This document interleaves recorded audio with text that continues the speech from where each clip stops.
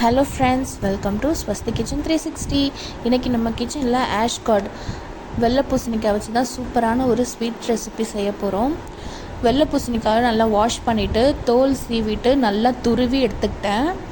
இப்போது case on பண்ணி ஒரு கடாய் வச்சுட்டு அதில் 1.5 ஸ்பூன் நெய் ஆட் பண்ணி முந்திரி திராட்சை ஏலக்காய் ஃப்ரை பண்ணி எடுத்து வச்சுக்கிட்டேன்.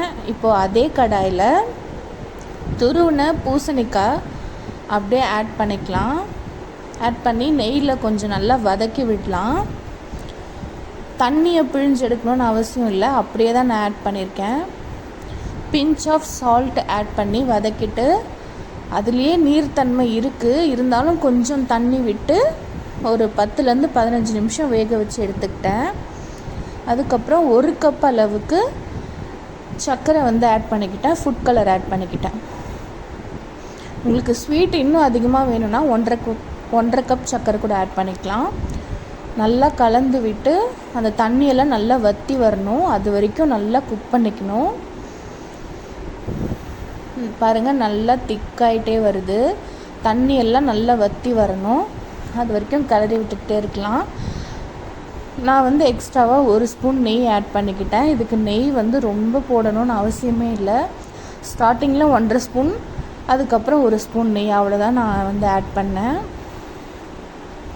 இப்போ பாருங்கள், தண்ணிலாம் ஓரளவுக்கு அப்படியே வற்றி வந்துகிட்டே இருக்குது. நல்லா கிளறி விட்டுக்கிட்டே இருக்கலாம்.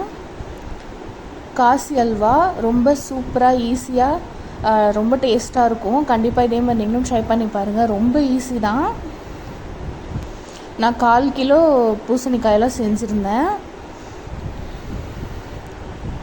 இப்போ நம்ம வறுத்து வச்சுருக்க நட்ஸ் எல்லாம் ஆட் பண்ணிக்கலாம். ஏலக்காய் தூள் இருந்தால் கூட போட்டுக்கோங்க, ரொம்ப நல்லாயிருக்கும். பூசணிக்காய் ஹல்வா, காஷி அல்வா ரெடி.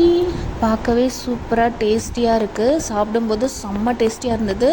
லாஸ்ட்டாக ஒரு ஃபியூ ட்ராப்ஸ் லெமன் ட்ராப்ஸ் மட்டும் ஆட் பண்ணிக்கோங்க. லெமன் ட்ராப்ஸ் ஆட் பண்ணும்போது அதோட டேஸ்ட் இன்னும் சூப்பராக இருக்கும். இதே மாதிரி ட்ரை பண்ணிவிட்டு எப்படி இருக்குன்னு கமெண்ட்டில் சொல்லுங்கள்.